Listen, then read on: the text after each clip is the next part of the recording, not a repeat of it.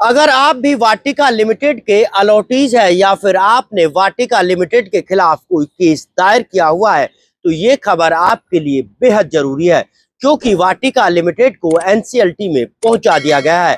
जिसके बाद जहां बिल्डर की परेशानी बढ़ गई है तो वहीं अलॉटीज को अब डबल मार पड़ने वाली है। नमस्कार, मैं हूं नीरज अंबावता और आप सभी का स्वागत करता हूं स्टेट न्यूज पर। स्टेट न्यूज पहला ऐसा वेब न्यूज चैनल है जहां सिर्फ रियल एस्टेट सेक्टर से जुड़ी हुई तमाम खबरें आप तक सीधी और सबसे पहले पहुंचाई जाती है। तो आखिरकार किसने एनसीएलटी में वाटिका लिमिटेड को पहुंचाया और इसके पीछे क्या कारण था, और अब केस दायर करने वाले लोगों और अलॉटीज को कहां अपना क्लेम फाइल करना है, दिखाएंगे हम आपको इस खास खबर में। लेकिन उससे पहले अगर अभी तक आपने हमारे चैनल को सब्सक्राइब नहीं किया तो सबसे पहले चैनल को सब्सक्राइब जरूर करें, ताकि रियल एस्टेट सेक्टर से जुड़ी हुई तमाम खबरें आप तक सीधी और सबसे पहले पहुंच सके। तो देखिए हमारी इस खास खबर में कि आखिरकार वाटिका लिमिटेड अब एनसीएलटी में जाने के बाद और आरपी नियुक्त होने के बाद कैसे अलॉटीज को अब परेशानी उठानी पड़ेगी। वाटिका लिमिटेड बिल्डर को एनसीएलटी में पहुंचा दिया गया है। एनसीएलटी यानी नेशनल कंपनी लॉ ट्रिब्यूनल में आईडीबीआई ने वाटिका लिमिटेड को एनसीएलटी में पहुंचा दिया, क्योंकि आईडीबीआई को 200 करोड़ रुपए से ज्यादा अपने वाटिका लिमिटेड से लेने थे। वाटिका लिमिटेड आईडीबीआई को पैसे देने से इनकार कर रहा था, जिसके चलते एनसीएलटी में केस दायर किया गया और इस पूरे मामले में एनसीएलटी के 2016 के एक्ट 14 के तहत मोरिटोरियम लगाया गया, जिसके बाद आरपी भी अब इस पूरे मामले में अपॉइंट किया जा चुका है। और इस अपॉइंटमेंट के बाद जहां बिल्डर की मुश्किलें बढ़ गई है, या कहे कि अब वाटिका लिमिटेड को आरपी पूरी तरह से चलाएगा, तो वहीं उन तमाम अलॉटीज और उन लोगों की भी परेशानी और बढ़ गई है जिन्होंने वाटिका लिमिटेड के खिलाफ किसी भी कोर्ट में केस दायर किया हुआ था। क्योंकि जब एनसीएलटी आरपी नियुक्त कर देती है तो उसके तमाम केस पूरी तरह से रुक जाते हैं, चाहे वो किसी भी कोर्ट में हो, और चाहे उसमें डिले पोजीशन का केस हो, या फिर असोर्ड रिटर्न का, या फिर पोजीशन को लेकर हो, या फिर वर्चुअल स्पेस में इन्वेस्टरों ने इन्वेस्ट कर रखा हो और उनका रेंट से जुड़ा हुआ मामला हो। यानी कुल मिलाकर कहा जा सकता है कि जो अलॉटी वाटिका के हैं और जिन लोगों ने वाटिका के खिलाफ केस दायर किया हुआ है, उन सभी लोगों को अब क्लेम फाइल करना होगा, और ये क्लेम फाइल एनसीएलटी की साइट पर जाकर होगा, ताकि आरपी को वाटिका के खिलाफ तमाम केसों की पूरी जानकारी मिल सके और जिन लोगों का पैसा वाटिका लिमिटेड के ऊपर पेंडिंग है उसको जल्द से जल्द दिलवाया जा सके। और नीरज भाई धन्यवाद, आपने ये व्यूज मांगे मेरे। ये बहुत ही कॉम्प्लिकेटेड केस होता है एनसीएलटी में जाना, खासकर अलॉटीज के लिए। अलॉटीज के लिए तो समझो कि दुविधा का पहाड़ टूट पड़ा उन बेचारों पे। जितने भी अलॉटीज हैं,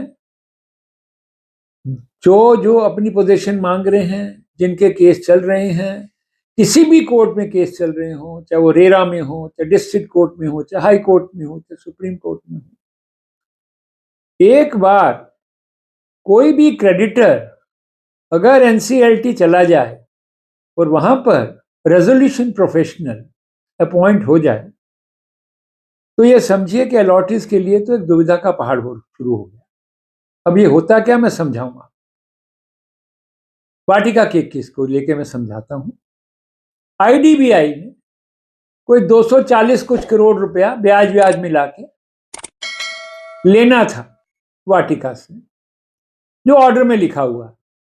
स्टार्ट हुआ था 120 करोड़ से, फिर कुछ और मिला के 240 प्लस करोड़ हो गया था।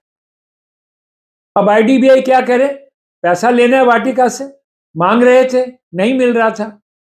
तो जो भी रिक्वायरमेंट्स होती हैं, डिटेल्ड रिक्वायरमेंट्स होती हैं एनसीएलटी में जाने के लिए, वो सारी रिक्वायरमेंट्स आईडीबीआई फुलफिल कर रही थी। तो आईडीबीआई चले गए एनसीएलटी में कि भाई हमारा ये पैसा नहीं मिल रहा, हमारा पैसा दिलवाओ। और वो पैसा कैसे दिलवाएंगे? पैसा दिलवाने का इनके पास एक ही तरीका होता है कि सेक्शन 14 के अंतर्गत इंसॉल्वेंसी बैंकरप्सी कोड 2016 के सेक्शन 14 के अंतर्गत मॉरेटोरियम लग जाता है। मॉरेटोरियम लगने का मतलब ये है कि आरपी अपॉइंट हो गया।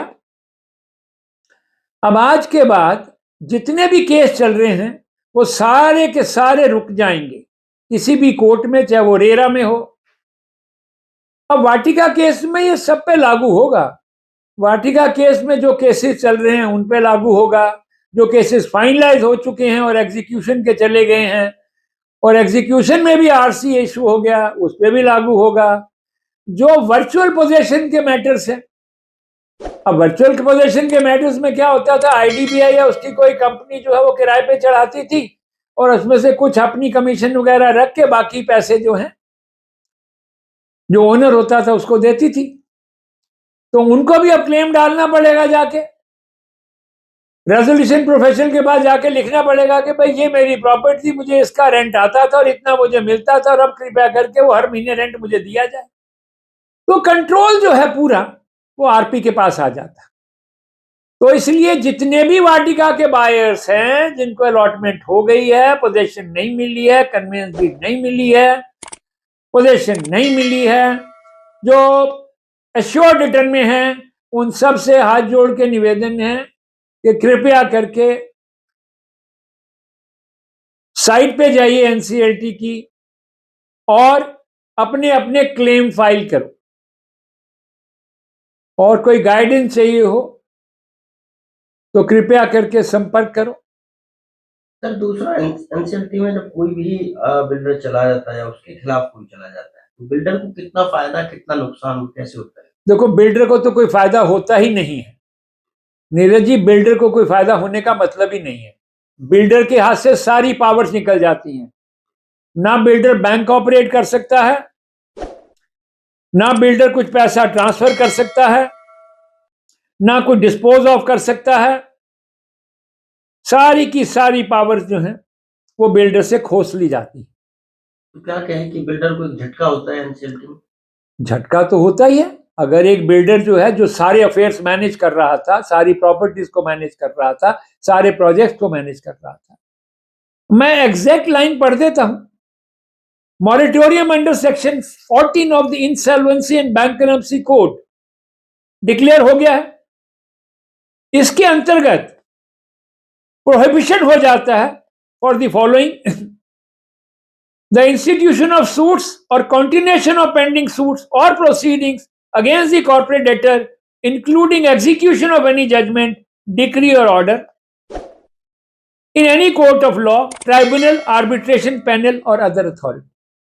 इन सब के सामने जितने भी केस चल रहे होते हैं ना फाइल हो सकते हैं, और जो फाइल हो चुके हैं वो आगे नहीं बढ़ सकते। Transferring, encumbering, alienating or disposing of by the corporate debtor. corporate debtor कौन हुआ इसमें? वाटिका लिमिटेड। वो ना ट्रांसफर कर सकता है, ना एलिनेट कर सकता है, ना डिस्पोज ऑफ कर सकता है एनी ऑफ इट्स एसेट्स और एनी लीगल राइट्स और बेनिफिशियल इंटरेस्ट देयरिन। सो वो कुछ भी नहीं कर सकता, वो सारी पावर्स उसके हाथ से निकल गई हैं। किस दिन से? जिस दिन से ये जजमेंट आई। जजमेंट किस दिन आई उसकी डेट में बता देता हूं। इसको 3 फरवरी 2026 को जजमेंट है। हालांकि ये कोई पहला मामला नहीं है जब एनसीएलटी ने किसी बिल्डर पर आरपी नियुक्त किया हो, बल्कि एनसीएलटी का ये चाबुक पहले भी कई बिल्डरों पर चल चुका है। बहरहाल अब ऐसे में जरूरत है जल्द से जल्द लोगों को अपने क्लेम फाइल करने की, ताकि आरपी जल्द से जल्द तमाम केसों की पूरी छानबीन कर सके और बिल्डर पर बकाया पैसे को लोगों को दिलवा सके। आपको हमारी ये खबर कैसी लगी कमेंट करके जरूर बताएं। साथ ही चैनल को शेयर और सब्सक्राइब करना ना भूलें, ताकि रियल एस्टेट सेक्टर से जुड़ी हुई तमाम खबरें आप तक सीधी और सबसे पहले पहुंच सके।